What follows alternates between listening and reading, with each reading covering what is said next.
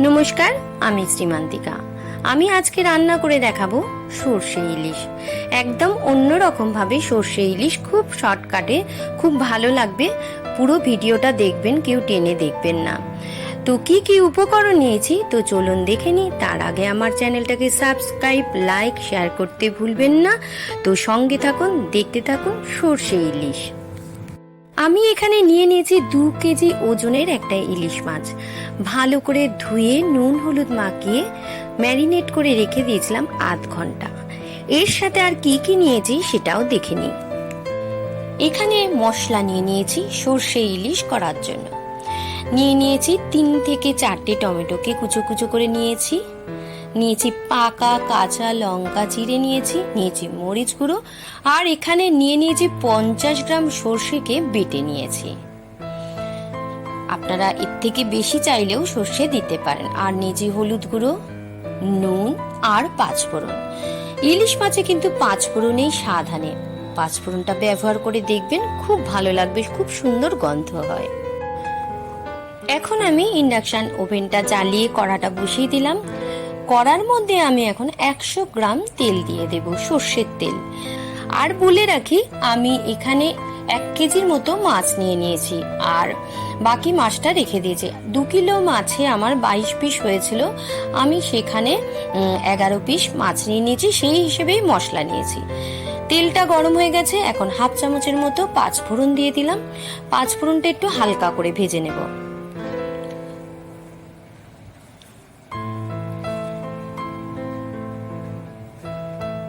5 ফোড়ন ভাজা হয়ে গেছে। এখন এর মধ্যে দিয়ে দেব কেটে রাখা টমেটো।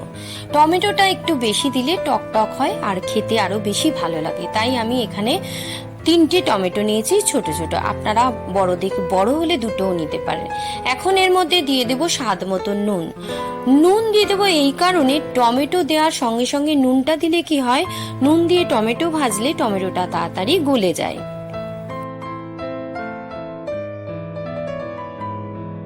টমেটোটাকে ভালো করে ভেজে নেব এই কারণে, যেন কাঁচা গন্ধ না আসে। কাঁচা গন্ধ আসলে ভালো লাগবে না আর টেস্টও হবে না। তা টমেটোটা মোটামুটি ভাজা হয়ে গেছে। এখন দিয়ে দেব বেটে রাখা সর্ষে। আমি এখানে 50 গ্রাম সর্ষে বেটে নিয়েছিলাম। তবে এখানে একটা টিপস দিয়ে দিই, আপনারা যখন সর্ষে বাটবেন তখন কাঁচা লঙ্কা আর নুন দিয়ে সর্ষে বাটবেন, তাহলে সর্ষে তেতকুটে ভাব হবে না। তো এখন দিয়ে দেব পরিমাণ মতো হলুদ গুঁড়ো। আমি এখানে একটু বেশি হলুদ দিয়েছি, 1.5 চামচের মতো হলুদ দিয়েছি। কারণ যেহেতু আমি লঙ্কা গুঁড়ো দেব না, কারণ আমার বাড়িতে কেউ লঙ্কা গুঁড়ো খায় না, তাই আমি একটু বেশি পরিমাণের হলুদ ব্যবহার করলাম। যদি তেল বেশি থাকে তাহলে হলুদ বেশি দিলে কোনো হলুদের গন্ধ আসে না। এবারে আমি সর্ষেটাকে ভালো করে কষিয়ে নেব, যেন একদম তেলটা পুরো ছেড়ে দেয়, তেল আলাদা আর সর্ষে আলাদা হয়ে যাবে। ঠিক এইভাবে আমি মশলাটাকে কষিয়ে নেব। এখন দিয়ে দেব বাকি নুনটা। আমি ওই বাটিটার মধ্যে মাপ করেই নুন নিয়েছিলাম। আচ্ছা, নুন দেওয়ার পরে এখন দিয়ে দেব হাফ চামচের মতো মরিচ গুঁড়ো। আপনারা মরিচ গুঁড়োটা দিলেও দিতে পারেন, না দিলেও না দিতে পারেন, তবে সর্ষের সঙ্গে মরিচ গুঁড়ো দিলে খুব সুন্দর একটা গন্ধ হয়। দেবেন, কিন্তু আপনারা যে যেরকম ঝাল খান সেরকম দেবেন।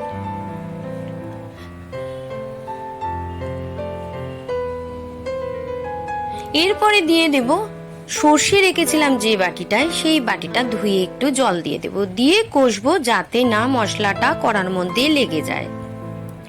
এইভাবে আমি প্রায় 2 থেকে 3 মিনিটের মতো সর্ষেটাকে কষিয়ে নেব। দেখুন আস্তে আস্তে তেলটা ছেড়ে দিচ্ছে আর সর্ষেটা আলাদা হয়ে যাচ্ছে। এখন পুরোপুরি সর্ষেটা আমার কষানো হয়ে গেছে। এখন আমি এখানে দিয়ে দেব অল্প পরিমাণের মতো জল।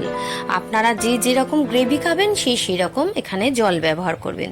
তবে গ্রেভিটা যদি আপনারা অল্প খান, জলটা অল্প দিলে টেস্টটাও বেশি পাবেন। তো আমি এখানে হাফ কাপের মতো এখন জল দিয়ে দেব।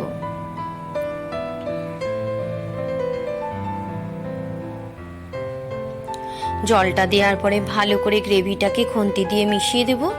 এবার ফোটা অবধি অপেক্ষা করব। গ্রেভিটা ফুটে গেছে আর খুব সুন্দর একটা গন্ধ বেরিয়েছে। একটু ভালো করে নাড়াচাড়া দিয়ে আবার একটু ফুটিয়ে নিতে হবে। তো মশলাটা রেডি হয়ে গেছে, একদম দেখুন তেলটা পুরোই ছেড়ে দিয়েছে। এখন আমি যে ম্যারিনেট করে রেখেছিলাম নুন হলুদ দিয়ে ইলিশ মাছটা, এখানে আমি একটা একটা করে ইলিশ মাছগুলো ছেড়ে দেব।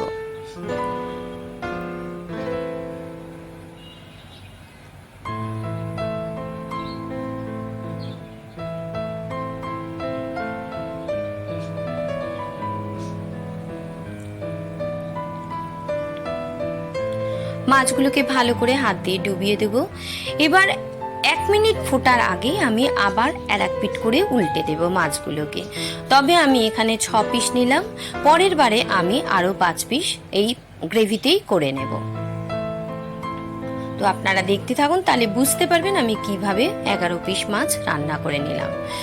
তো সব কটা মাছ আমি উল্টে দিয়েছি। এবার পাকা কাঁচা মিলিয়ে কয়েকটা কাঁচা লঙ্কা এখানে দিয়ে দেব, 4-5টা কাঁচা লঙ্কা দিয়ে দেবো, দিয়ে 1 থেকে 2 মিনিটের মতো ঢাকা দিয়ে রেখে দেব। তো ঢাকা দিয়ে দিয়েছি, তবে খেয়াল রাখবেন ভাপটা যেন বেরিয়ে না যায়, একটু ভালো করে ঢাকা দেবেন। ভাপটা যতটা কম বেরোবে তাতে খেতেও ভালো লাগবে, টেস্ট হবে। তো 2 মিনিট বাদে ফিরে আসছি। তো 2 মিনিট বাদে ফিরে আসলাম। ওফ, কি দারুণ গন্ধ ছেড়েছে, কি বলবো, দারুণ, দুর্দান্ত, অসাধারণ গন্ধ। তো এখন দেখে নেব ইলিশ মাছটা সিদ্ধ হয়ে গেছে কিনা। তো আর একটুখানি হবে, আর একটু বাকি আছে। তো আমি এখন একটা খুন্তিটা দিয়ে কাঁচা লঙ্কাগুলো গ্রেভির মধ্যে চুবিয়ে দেব। কাঁচা লঙ্কাগুলো সিদ্ধ হয়ে গেছে, তাও গ্রেভির মধ্যে চুবিয়ে দেব। কাঁচা লঙ্কাগুলো তো সিদ্ধ হয়ে গেছে, তাও একটু গ্রেভির মধ্যে চুবিয়ে নিয়ে 2-3 সেকেন্ডের মতো ফুটিয়ে নামিয়ে নেব। রেডি হয়ে গেছে সর্ষে ইলিশ। এখন আমি মাছগুলো শুধু তুলে নেব, গ্রেভিটাকে কড়ার মধ্যে রেখে দেব।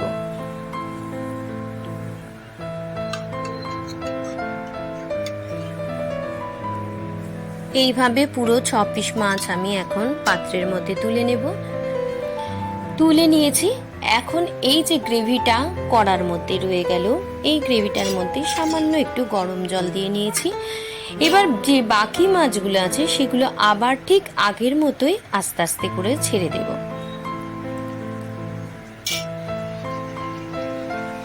বাকি লেজা নিয়ে 6 পিস মাছ এখানে ছেড়ে দেব।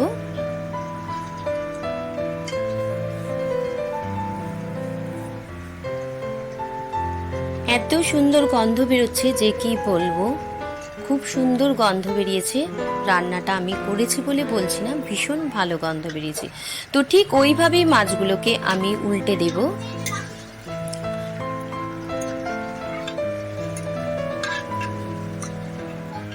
তাই আলাদা করে কোনো গ্রেভি করতে হবে না, এইভাবে যদি করেন তাহলে পুরো মাছই রান্না করার মতো মশলাটা হয়ে যাবে।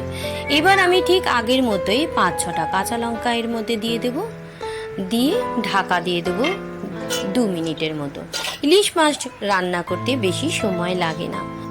তো এভাবে আমি সর্ষে ইলিশটাকে পুরোটা বানিয়ে নেব। তো আপনারা এইভাবে রান্না করে বাড়িতে খেয়ে দেখবেন কেমন লাগে। তো আমাকে একটা কমেন্ট করে জানাবেন, যেমনই হোক, ভালো হোক বা মন্দ হোক, যে কোনো একটা কমেন্ট করে জানাবেন। রেডি হয়ে গেছে সর্ষে ইলিশ। তো আমার এই রান্নাটা যে আপনারা প্রথম থেকে শেষ অবধি দেখলেন, কেমন লাগলো অতি অবশ্যই জানাবেন।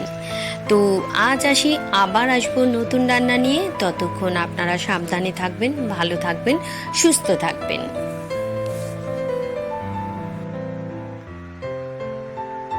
সর্ষে ইলিশ তো বানালাম, তার সঙ্গে কি কি বানিয়েছি, উচ্ছে ভাজা আর ইলিশ মাছের মাথা দিয়ে লাল শাক।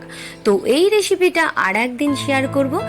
আর সঙ্গে বানিয়েছিলাম মুসুর ডাল পাতলা করে। এই আজকে আমাদের রান্না হয়েছে। তো চলুন আজ আসি, আবার আসবো নতুন রান্না নিয়ে।